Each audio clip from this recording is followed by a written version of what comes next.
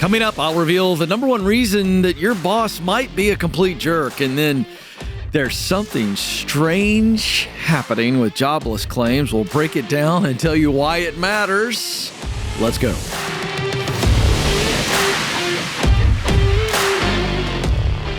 Hey, folks, I'm here to help you win at work. That means get better so your paycheck gets bigger. Let's dive into this. Okay, so I hear this all the time on the show. We see it in the headlines. There's just a growing gap between workers and leaders in this country, and you could chalk it up to, I think, two primary reasons. Number one, I just don't think overall we're doing a really good job. We're talking about companies at developing leaders, training leaders, equipping leaders, encouraging leaders. And so they're kind of on their own. And this is said today sympathetically towards leaders, not critically. I love leaders.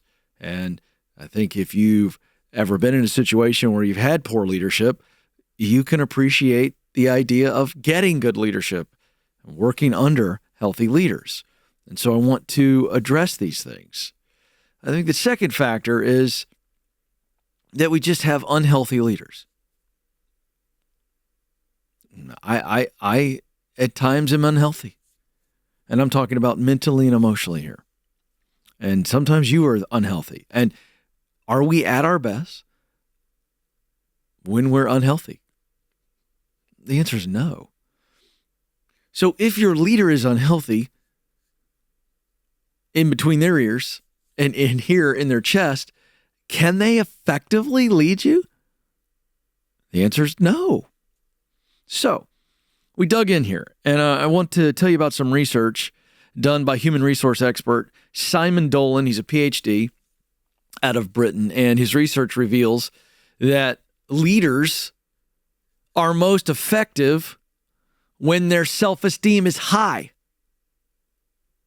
No shock, right? In other words, when their confidence is high, their leadership proficiency is high. When they feel better about themselves, their leadership is better. So the converse is true when leaders have low self-esteem. All the stuff that's coming out of that is likely to spread stress around their teams. They don't feel good about themselves. They're stressed out, and all that stuff just leaks out on everybody else. What does it look like? Well, it could look like jealousy of their own followers' success. In other words, they may take credit for something that they didn't do because they feel poorly about themselves, and so they steal your credit. Ooh, I know that hit a nerve out there. I just know it did because it happens. How about paranoia?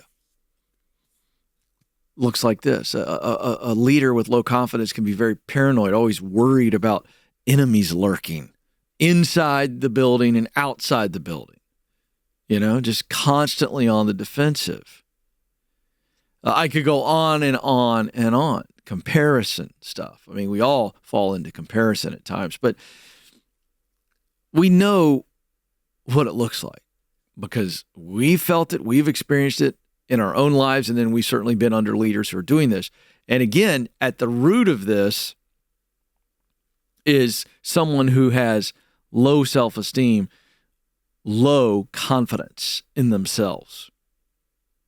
Now, this is from Professor Dolan. Someone who feels that they are in control of their lives, environments, and actions are less stressed.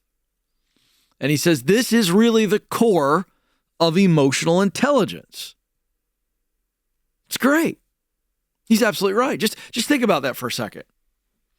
He uses the word control of those multiple factors, but when one is confident that they have some self-discipline, they're confident that they can perform in the workplace, in their environments that he sources,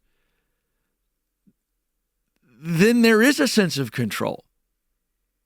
Let's go back to maybe one of the first times in our lives where we learn confidence, we experience confidence, and we see a correlation to control. Let's go to riding a bike. Okay, it's scary to ride a bike. Nathan, have you taught your kids to ride a bike yet? Not there yet. All right, it's coming. And he's the young dad in there, so it's coming. And there's a situation where he will begin to teach them. And the first time they get on the bike, even with training wheels, it's a little scary, right? You kind of be there with them, and in that moment when they experience training wheels, they've never been on a bike in their life, but you get them on the bike and they're very nervous, and you kind of hang with them. Maybe you get your hand on the seat and you kind of keep them going, and they realize, hey, you got this. And slowly, because they see they can control the bike without mom and dad, their confidence goes up. Now, later on, we take the training wheels off, and they have to learn this control thing all over again. And once they realize they can control the bike, the confidence soars. But which comes first, control or confidence, chicken or the egg? I think confidence comes first. Like they keep riding. And as their confidence grows, they can take more control. So it really is cyclical, isn't it? So there is a real strong correlation between confidence and control. There just is.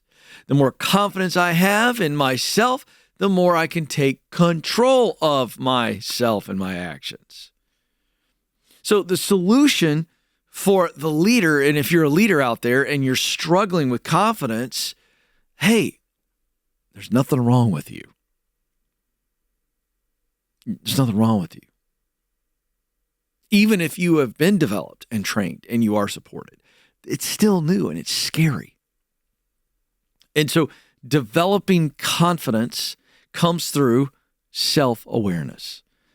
I've said this before, the fear of the unknown, I think, is the most crippling fear. The fear of the unknown.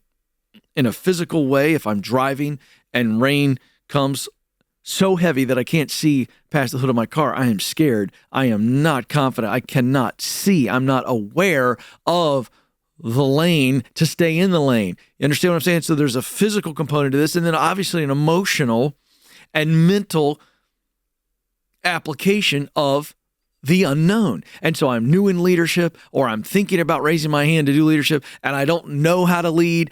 I just haven't done it before, haven't walked that path, and that is scary, and that's okay. So the solution to a lack of confidence is self-awareness.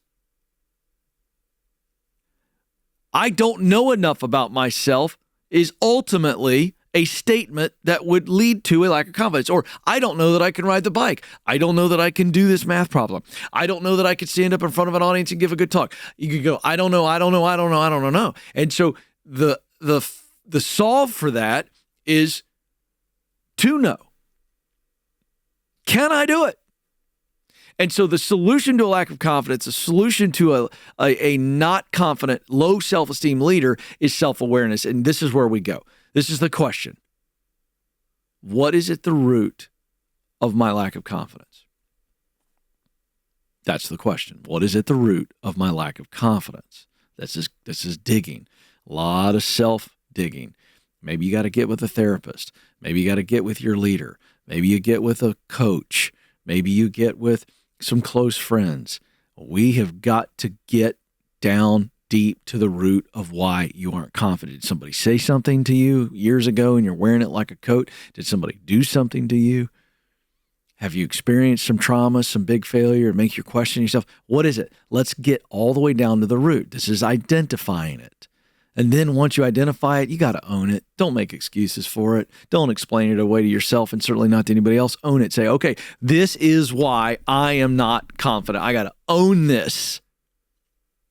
And that'll allow you to get moving forward on the process of healing from it. And I really believe there's another thing you should do, and that's share it. I think you should share it with the people you're leading because they already know something's off. I think you should share it with people you're close with so you've got some accountability and you also have some safety in sharing it because they're not going to judge you, they're not going to disown you.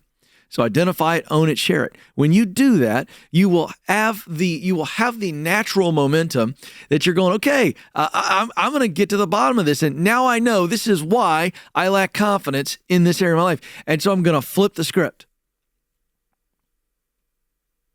And where I was saying I'm not enough before, now I'm going to go, I'm enough. And I'm just using that as a general statement. So that's the key. That's why your leader can be really off and toxic. I'm sharing this with you so that you can potentially lead up and help them and encourage them that they are enough, they can be enough. And then also just to be able to understand that if you step into leadership and you're really stressed out, it is coming from a lack of confidence. That is always the source of toxic leadership. They're just not confident. And so they're acting out, trying to be a superhero when they can't do anything. So awareness is key. Self-awareness is a superpower. It just is. I can't grow myself until I know myself. This is the Ken Coleman Show.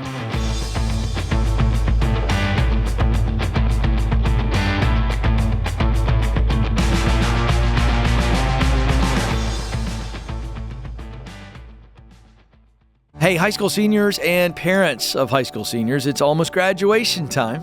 And if you're not sure about next steps, I want you to listen to this. Coding skills are essential in today's workforce.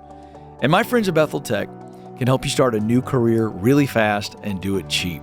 It only takes 9 months to complete a Bethel Tech course in UI, UX design, full stack development, data science, or cybersecurity. And your young person can get over 1,000 hours of experience in a collaborative environment and then get placed. The average starting salary for a junior developer is $66,000. And the field is projected to grow by 22% over the next 5 years. Software development is a career with an enormously bright future. And right now, Bethel Tech is offering you 10% off if you watch or listen to the Ken Coleman Show and you pay cash. So go to betheltech.net/Ken Coleman, betheltech.net/Ken Coleman right now for details. Terms and conditions do apply.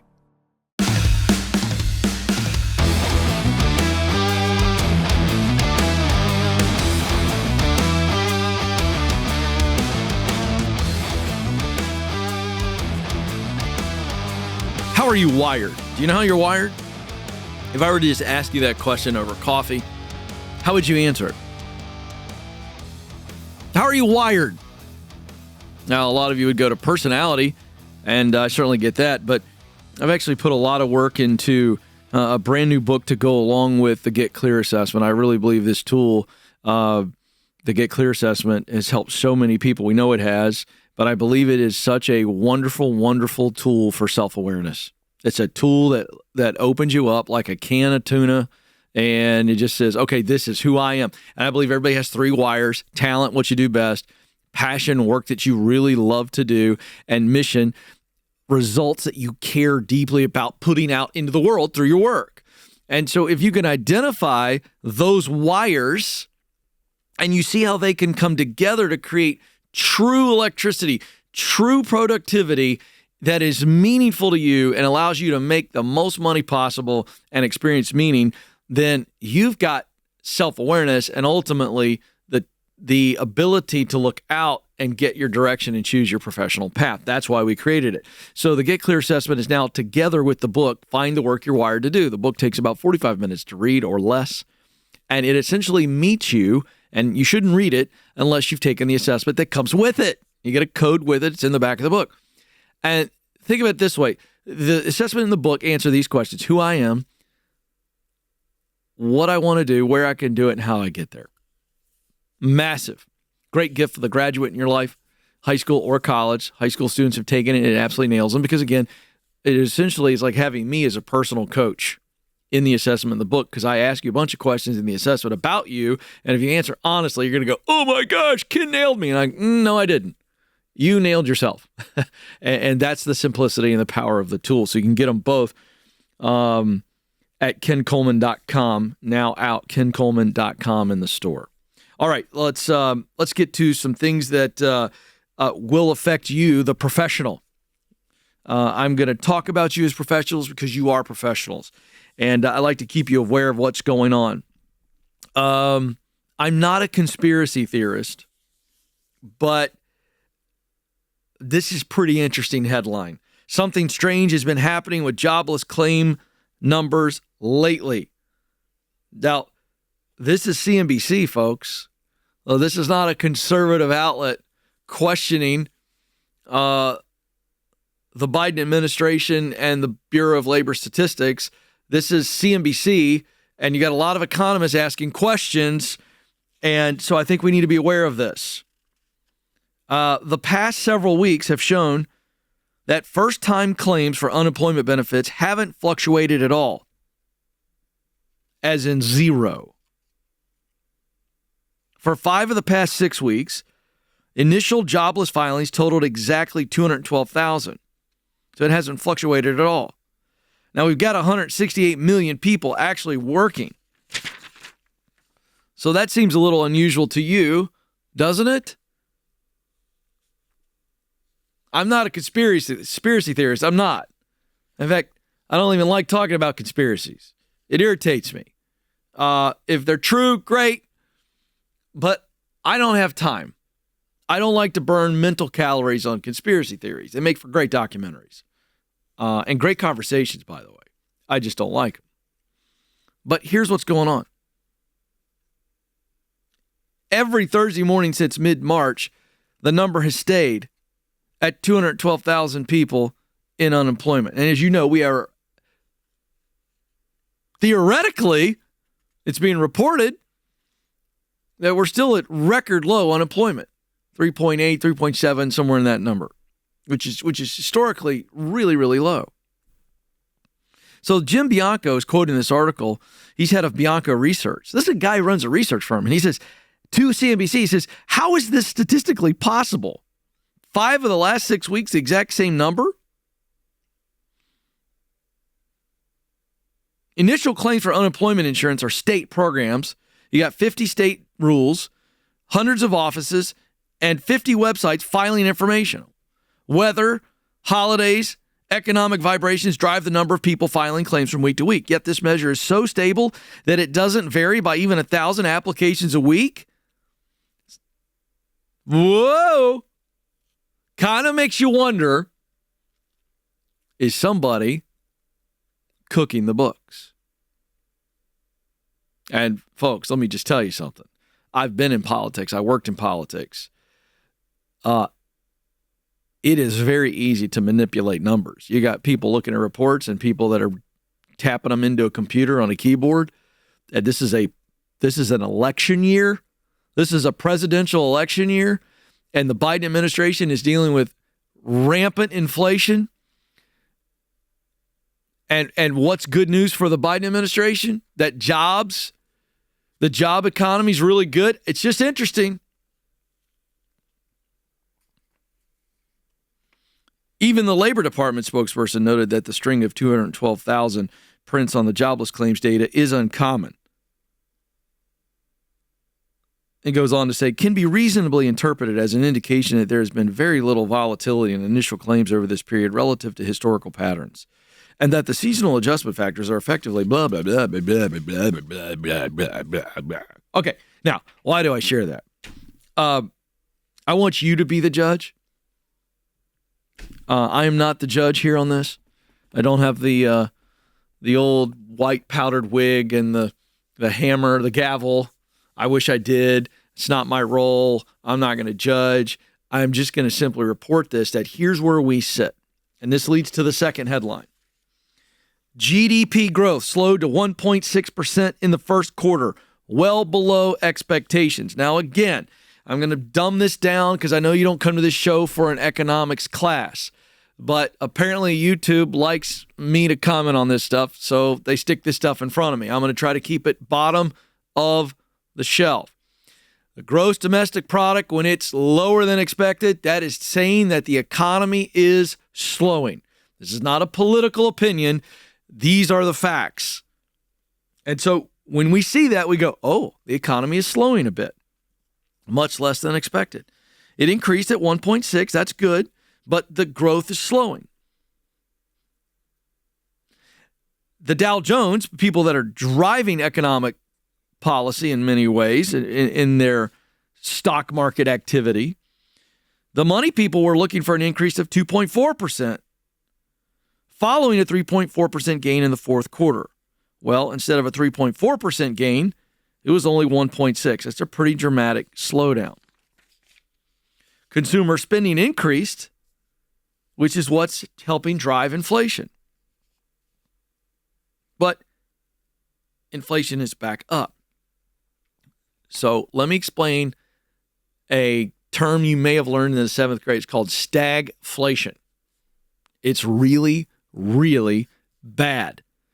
All stagflation is when you see the economy, the GDP, reduce and slow down and go backwards. We would call that a recession. And while the recession is happening, inflation is increasing. Now, again, I'm not raising alarm bells, but I am saying pay attention.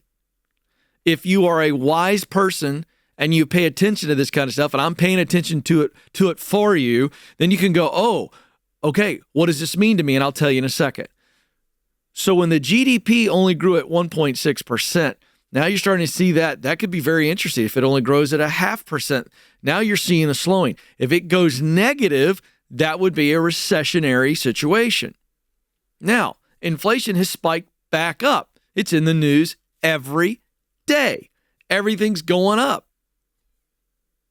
That's bad.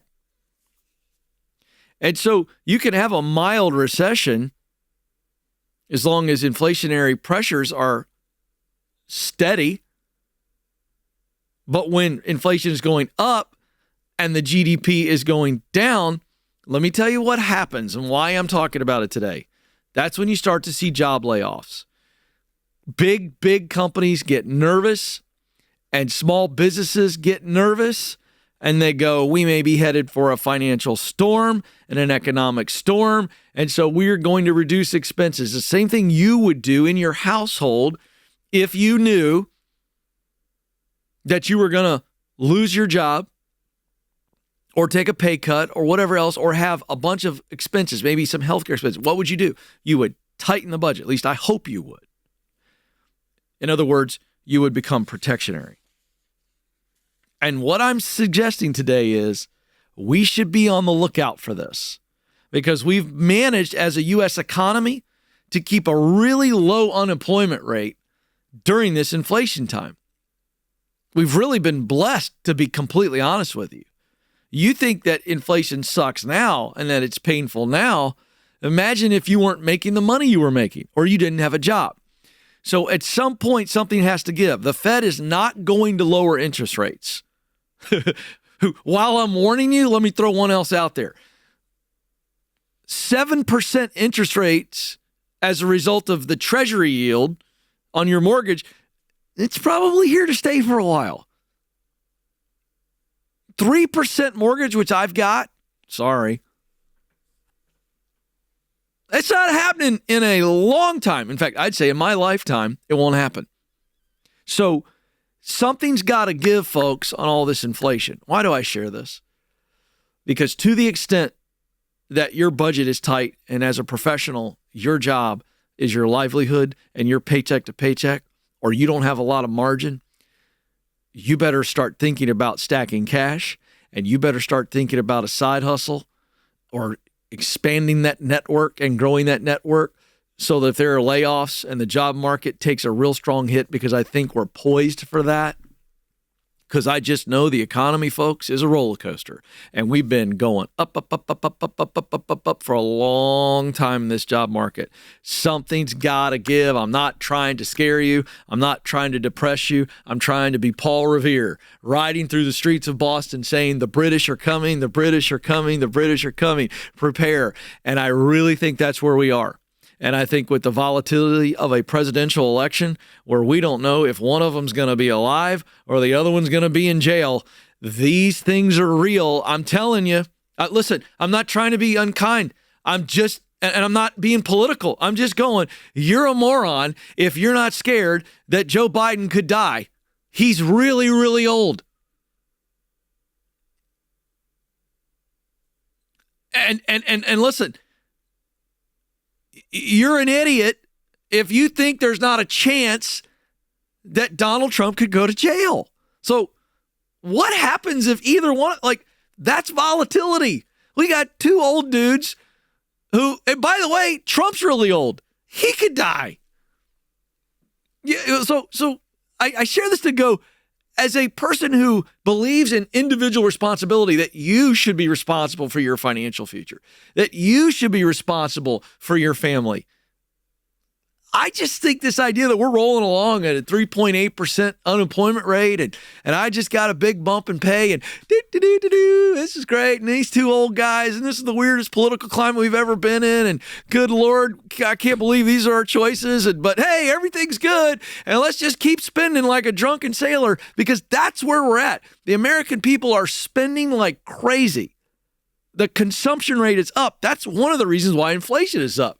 Because all these companies, between your burger combo and your sweater at J. Crew, they just keep piling on the increases. We keep going, well, we're going to pay it anyway.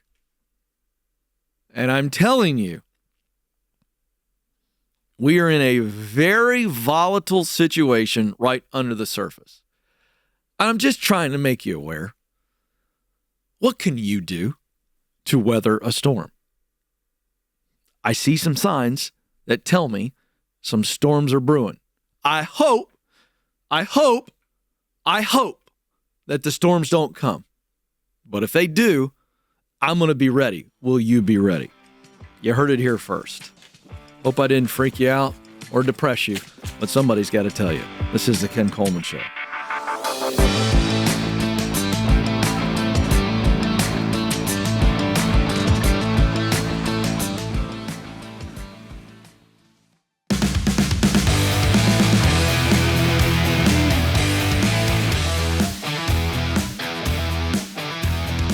Hey, if you're enjoying the Ken Coleman Show, thank you, number one. Number two, we'd love your help to help us grow. You can do that if you're watching via YouTube. You can just hit the like button, that thumbs up button below the video, and subscribe to our channel and share it.